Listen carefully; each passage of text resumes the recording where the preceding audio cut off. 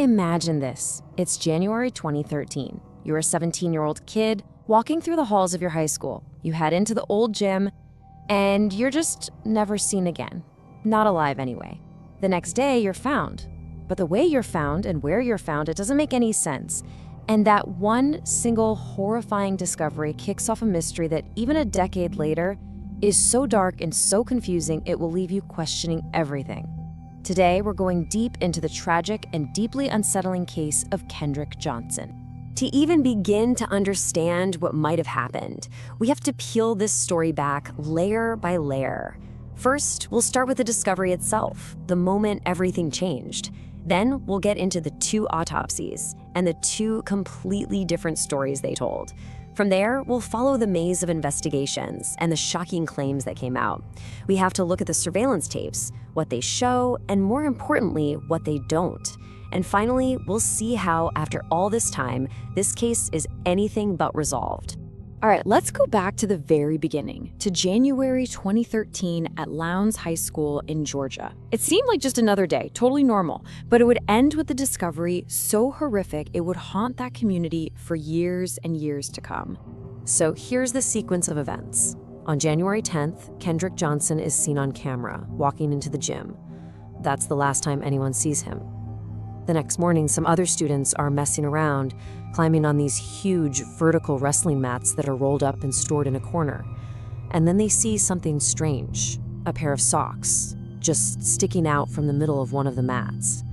They look closer, down into the dark opening, and they find him. It takes until May for the official state autopsy to come out, but his family, they weren't buying it. So just a month later, they do something drastic. They have their son's body dug up from his grave for a second opinion. The first story, the official one from the sheriff's office and the Georgia Bureau of Investigation, was simple, clean. They said this was just a horrible, tragic accident. The official cause of death was something called positional asphyxia. The theory went like this. Kendrick used to hide his sneakers inside these mats, right? So they said he must have been reaching in to grab a shoe, he slipped, fell in head first, got stuck, and couldn't breathe. It's a bizarre, almost unbelievable scenario, but that was the official story. Case closed.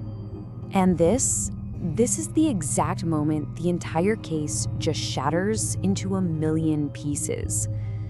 Because that private autopsy, the one the family fought for, it didn't just question the official story.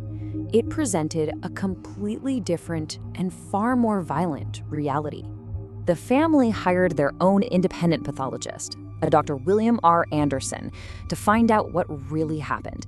And his findings didn't just poke holes in the accident theory, they blew it to smithereens.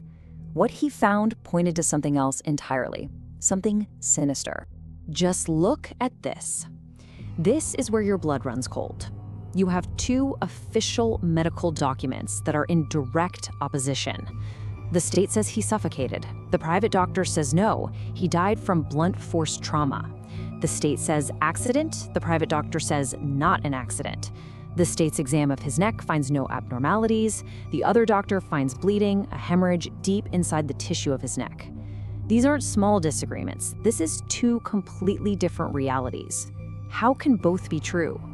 So now, with two completely different causes of death on the table, this story explodes.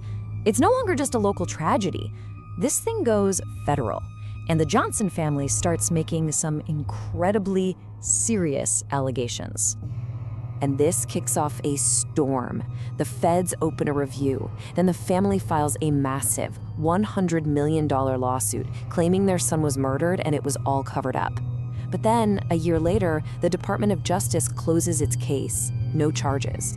The whole thing goes cold for years, until a new sheriff decides to reopen it in 2021, only to close it again a year later. Same result, no charges filed. And the things that came out during this time are just deeply disturbing. The family actually named two brothers, sons of an FBI agent, saying they were involved because of a fight from over a year before. They claimed there was a huge cover-up. But then, it gets even worse. During that second autopsy, a horrifying discovery was made. Kendrick's organs, his brain, his heart, his lungs, they were gone. His body had been stuffed with newspaper. The funeral home said the organs were never returned to them and that this is standard procedure. But can you even imagine hearing that about your child? In a shocking turn, the family eventually had to withdraw their lawsuit. But it didn't end there. A judge actually ordered the Johnsons and their lawyer to pay more than $292,000 in legal fees to the people they had accused. The judge said they had fabricated evidence. It was a massive, crushing blow to their search for answers. At the heart of all of this, all the theories of a conspiracy and a cover-up, were the surveillance tapes from the school. I mean, if something happened, the cameras had to have caught it, right? Well, the footage itself turned into another piece of the mystery. The family was adamant that hours of footage from key cameras were just gone, missing. But federal investigators came back and said no, it was all due to technical issues. They said the camera systems weren't synced up right and that some cameras were motion activated and just never got triggered. In the end, after reviewing everything they had, the FBI concluded that Kendrick Johnson never even crossed paths with the students the family accused. But here's the part that is just impossible to ignore. The single most important spot in that entire building, the dark corner of the gym where those mats were stored, was a complete and total blind spot. Not a single camera was pointed there. So the one moment that could explain everything is lost to the shadows. No one has ever seen how Kendrick Johnson ended up inside that mat. So after all these years, all the investigations, the lawsuits, the protests, where are we? We're left with two stories, two realities that cannot possibly exist at the same time. For Kendrick's family, this is far from over.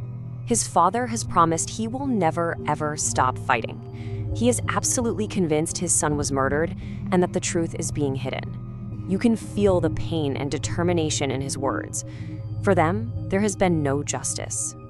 And then you have the other side, the final word from law enforcement. After the case was reopened and closed for the last time, the sheriff made it crystal clear. He said there was no murder, no cover-up, no conspiracy. It was just a freak accident. He was so sure he even offered $500,000 of his own money for any information that would lead to a conviction. No one ever claimed it. So we're left right where we started, in a way, staring into the dark. An official accident that defies belief, a family's unwavering claim of murder, two autopsies that tell two different tales, and in the middle of it all, a 17-year-old boy found in the most horrifying way imaginable. After all this time, the questions just hang there in the silence. What really happened to Kendrick Johnson?